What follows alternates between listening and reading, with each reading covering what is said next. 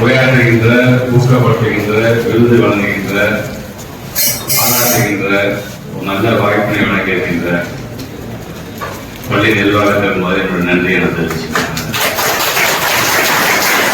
அதேபோல அந்த அறக்கட்டளை சார்பாக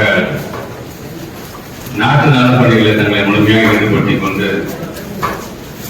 குறிப்பாக எங்களுடைய ஊராக இருக்கின்ற அன்பில் பகுதியில் இருக்கின்ற உங்களால் முடிந்த சேவையை நீங்கள் செய்திருக்கீர்கள். முதல்ல அந்த NSS ஸ்டூடெண்ட்ஸ்க்கு என்னுடைய நன்றிகள்.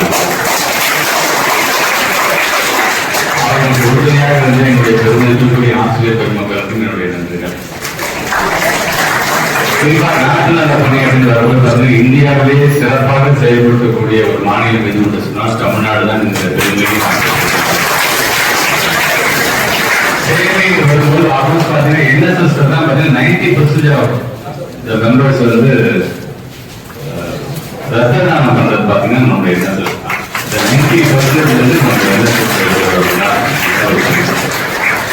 அப்படிப்பட்டவர்கள் இன்றைக்கு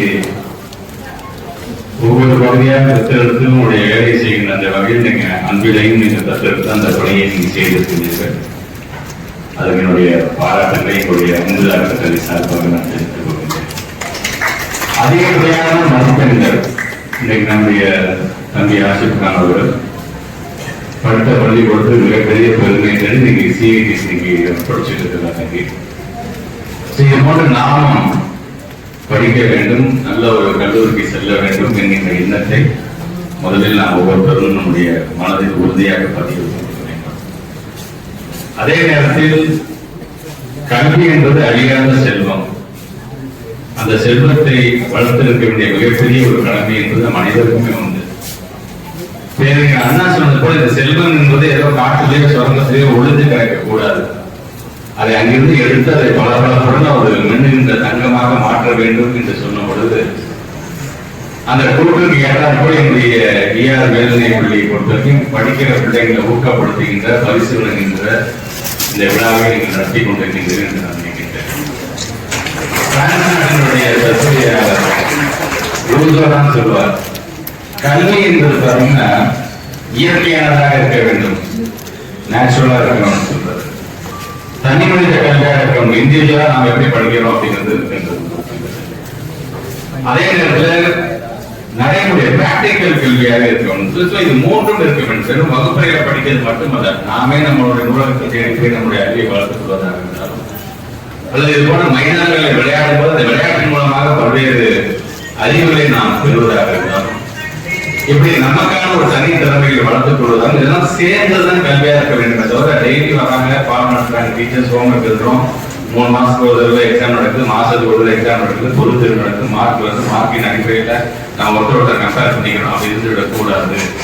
மதிப்பெண்கள் அவசியம் தான், ஆனால் மதிப்பெண்கள் மட்டுமே ஒருத்தருடைய வாழ்வில் மதிப்பீடு செய்யாது. தனித்திறமையும் நீங்கள் வளர்த்துக் கொள்ள வேண்டும். ஆனால் பல படிப்புட்டு நான் போகும்போது சொல்லும் பொழுது எல்லா குழந்தைகளும் 100 வாங்க முடியாது.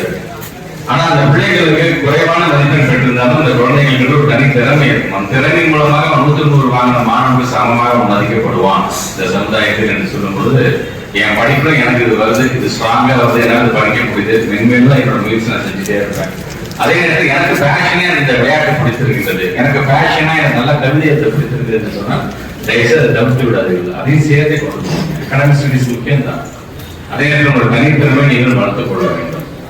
ஒரு பள்ளிக்கூடம் என்பது நான் அடிக்கடி சொல்லுன்னா வகுப்பறையில் சொல்வது மட்டுமல்ல, விளையாட்டு மைதானம் நமக்கு பல்வேறு அறிவுகளை அறிவுரைகளை நமக்கே தெரியாம நம்ம பல்வேறு விதமான அறிவுரை சொல்லி தரக்கூடியது. கலை பண்பாட்டு திருவிழா நம்ம கொண்டு வரலாம். பிள்ளைகள் பாடம் தெரிஞ்ச பிள்ளைங்க பாருங்க, கவிதை தெரிஞ்ச பிள்ளைங்க கவிதை எழுதுங்கள், நடனம் ஆட தெரிஞ்ச நடனம் ஆடுங்கள், பேச்சு போட்டியில கலந்து கொள்ள முடியும்னா பேச்சு போட்டிருக்கான்னு சொல்றதுக்கு காரணம் இதெல்லாம் உங்களை அறியாமல் உங்களுக்கான ஒரு தன்னம்பிக்கையை வழங்கும். அந்த தன்னம்பிக்கையை வழங்குவது ஆட்டோமேட்டிக்கா நீங்க பார்த்தீங்கன்னா உங்களோட படிப்புல உங்களை அதிகப்படியான கவனத்தை வளர்ச்சி செலுத்த முடியும். ஆக இந்த வயது என்பது நம்ம மாண்பு தமிழ்நாட்டு முதலமைச்சர் அடிக்கடி சொல்றது மாதிரிதான் படிப்புல மட்டுமே கவனம் செலுத்துங்க. நிறைய டிஸ்ட்ராக்ஷன்ஸ் இருக்குது, இல்லைன்னு சொல்லல. இன்னைக்கு இருக்கிற குழந்தைகளுக்கான சேலஞ்சஸ் எந்த இடத்துலயுமே வந்தது. எங்களுக்கு அந்த மாதிரி சேலஞ்சே கிடையாது, டிஸ்ட்ராக்ஷன் ஆகிறது. மேக்ஸிமம் போனா நாங்கள் வெளில போய் கிரிக்கெட் ஆடிட்டு இருக்கோம், டிவியில ஒரே ஒரு சேனல் இருக்கும், அவ்வளவுதான். மொபைல் போனா நம்ம கிடையவே கிடையாது. அப்ப என்னோட வேலை என்பது டீச்சர் சொல்லக்கூடிய அந்த ஹோம்ஒர்க் எழுதி தருவோம், திங்கட்கிழமை வந்தா நம்ம கரெக்டா டீச்சர் திட்டுவாங்க அடிவாங்க நல்ல பேர் நடக்கும்னு நினைப்போம், அதோட பண்ணுறோம். ஆனால் உங்களுக்கு நிறைய சேலஞ்சஸ் வந்துச்சு. மொபைல் ஃபோன்லேயே நீங்கள் உலகத்தை நீங்கள் பார்க்குறீங்க. பல்வேறு சேனல்ஸ், பல்வேறு விளையாட்டுகள், பல்வேறு டிவியை உட்காந்து நான் பார்த்துட்டு நம்ம. ஸோ இப்படி ஒரு டிஸ்ட்ராக்ஷனாக கலந்து நீங்கள் படிக்கிறீங்க அப்படின்னா ரியலி நீங்கள் தான் கிரேட். நீங்கள் அதை ஒதுக்கி வைத்துவிட்டு இது என்னோட படிக்கிற வயசுப்பா, நான் படிக்கிற கவனம் செலுத்துப்பா நீங்கள் குடும்பம் பண்ணிக்கிறீங்க அப்படின்னா உங்களை அடிச்சுட்டு யாராலையும் முடியாது.